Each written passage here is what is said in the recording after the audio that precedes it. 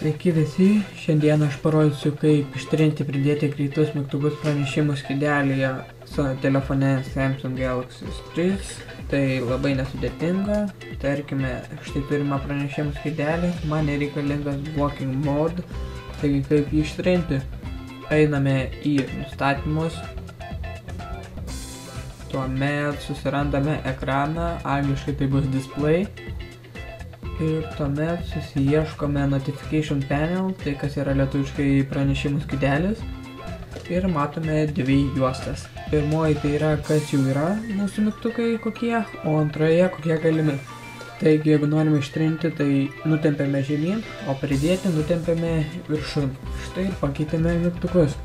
Tai labai paprasta, manau daugelis žino, bet jeigu kam reikėjo, manau padėjo. Taigi, iki.